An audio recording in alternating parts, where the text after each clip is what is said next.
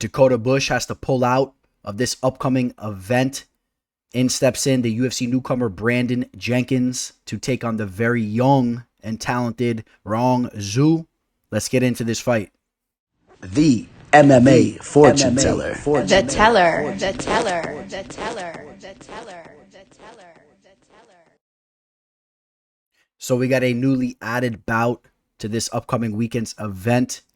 In steps in Brandon Jenkins for Dakota Bush. Dakota Bush tests positive with COVID-19, so unfortunately he's not able to make the dance, which it's a shame because that guy Dakota Bush, he's a guy that does show to have some potential, but he will get another opportunity for sure, so we'll just have to put that on ice. In steps in Brandon Jenkins, so with one guy's unfortunate situation, you got another guy that has a very fortunate situation in Brandon Jenkins. He gets an opportunity to fight in the greatest proving grounds for mixed martial arts in the world. So I'm sure he's ecstatic about this. And I think he's somewhat deserving. Brandon Jenkins is a guy that he doesn't necessarily have a resume that is so impressive as far as being a top level fighter, but he is a guy that is talented, but he brings the fight and he's enjoyable to watch. This guy, he has the nickname the human highlight reel. He gets that name for a reason. When you break down tape on him, this guy throws a lot of spinning attacks. He's constantly coming forward. He's willing to engage in an actual fight. So that's why the UFC brass is giving him an opportunity here, in my opinion. But again, he is a talented fighter. I'm not saying that he's a horrible fighter, but this isn't some blue chip prospect that's coming into the UFC here. You guys know the deal at Rong Zhu. I believe he's still the youngest active fighter on the UFC roster. A guy that's fighting out of Shanghai, out of the UFC Apex Center over there in Shanghai, and a guy that people have been very, very high on. If you heard through the grapevine, this is a guy that people are very, very high on him. He's a well-rounded fighter. And again, extremely young, so there's a lot of room for growth here. Only 21 years old. 21 and a half at the moment. He did just recently make his UFC debut about 3 months ago against the very tough Rodrigo Vargas, which was a pretty cool fight too because Rodrigo is also training out of the UFC Performance Institute over in Mexico City. So that's pretty cool seeing the Chinese fighter versus the Mexican fighter, two guys that are in similar situations. You guys know the UFC is really trying to groom MMA in both those parts of the world, or at least as far as it goes with the UFC. Of course, China has a long time history with mixed martial arts, but as far as getting these fighters caught up, with that high level MMA, UFC, type of fighting. So yeah, how does this fight? First and foremost, how does this fight affect Rong Zhu, who's getting the new opponent here? I think Brandon Jenkins is not too far off as far as fighting styles from a guy of Dakota Bush. I do feel that Dakota Bush has a little bit more wrestling experience in his back pocket, but that's not to say that he always even uses it when he's fighting. I know that Dakota Bush has been wrestling since he was a young kid, but in his fights, he's definitely willing to engage on the feet as well. He favors his hands. Brandon Jenkins, from what I've seen from him, this is a guy that really likes to engage on the feet. Not exactly sure about his wrestling pedigree or whatnot, but he definitely is a guy that wants to engage on the feet. And like I said, he'll throw a lot of unorthodox attacks at you.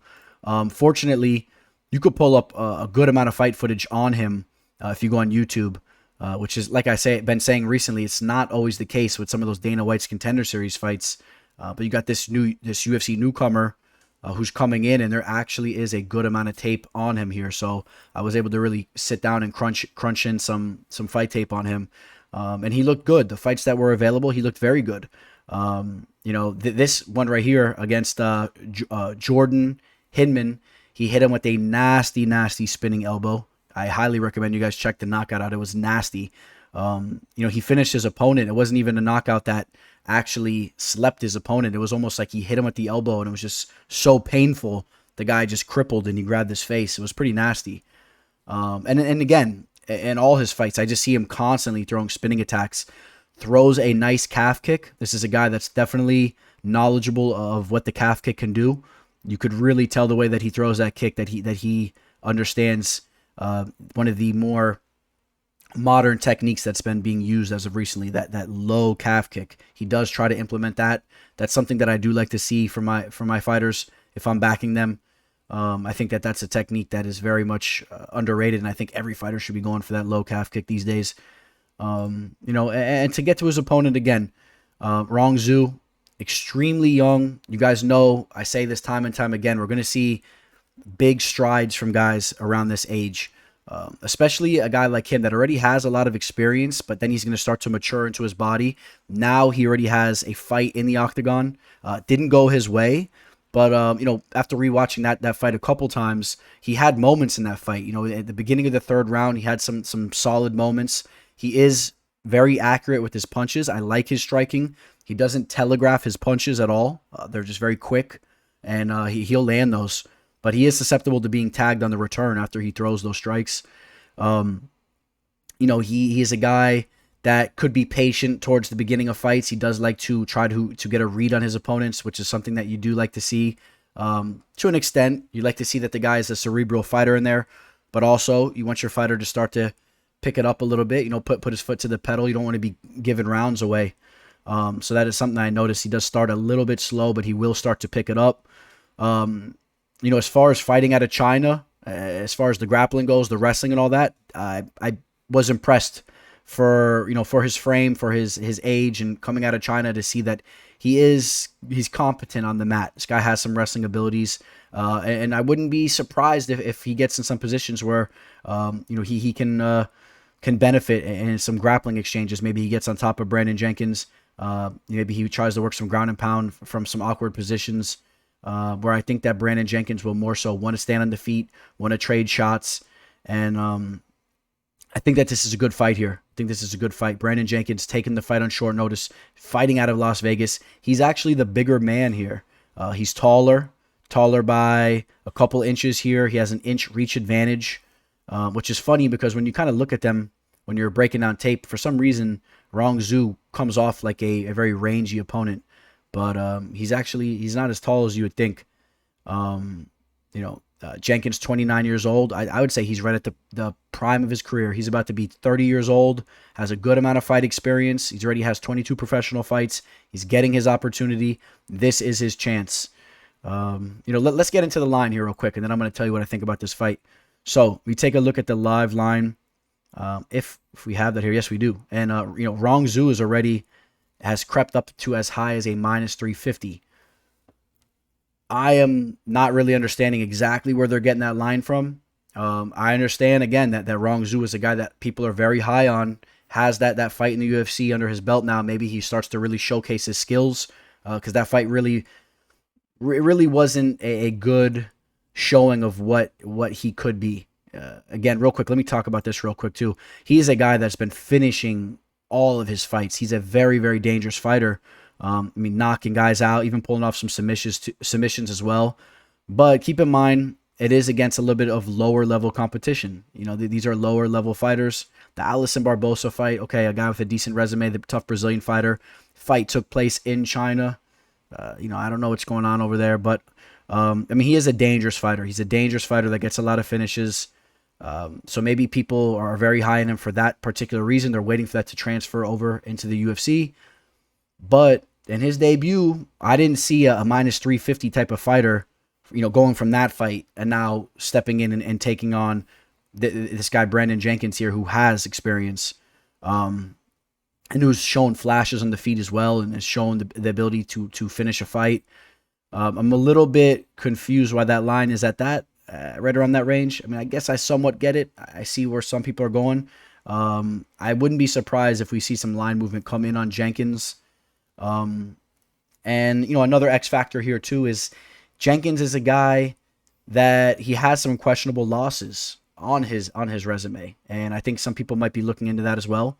He is on a 3-fight winning streak where he's been looking good as of recently, but yes, if you go back, he got hit with the flying knee by Mike Breeden over in LFA. Robert Watley is a decent fighter. He lost to him via decision. Had a tough split decision loss against a guy named Jeff Patterson, who's really not in the level. You got questionable losses against, guys like Carson Frey, Damian Hill, Austin Tweedy, Nick Compton.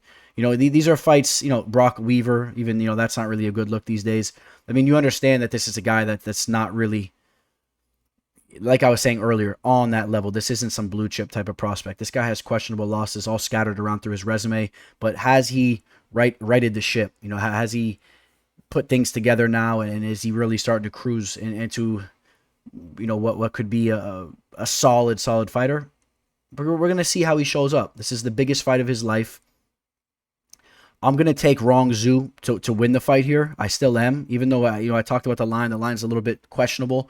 Though those questionable losses that Jenkins has in his resume makes me really kind of shy to side with him here.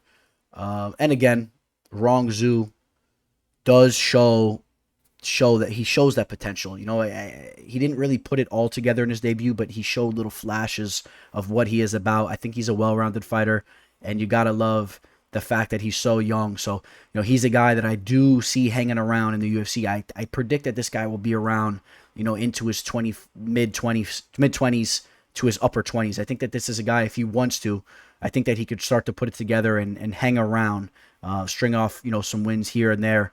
And he could be a guy that puts Chinese MMA on his back as far as in the octagon. And I'll take him to win the fight. But as you guys see, I'm not crazy about the line. I'm not really crazy about a minus 350 line on him. I think that it should be more, at least around minus 280, minus 300 at least. And maybe that's where it will settle. We'll keep an eye on that line. But again, Brandon Jenkins has the opportunity of a lifetime. And it should be cool to see this guy get this chance and see what he does with it. Interesting fight, a newly added fight to the card. Hope you guys enjoyed this breakdown. Please like the video. If you guys are interested in working with me for my official plays, I have 2 official plays locked into the card already. Still working some things out. Might wait till the weigh-ins to add some final plays possibly. And, we already hit a play this week. We hit a 3.5 unit play on Dana White's Contender Series. So still feeling good about that.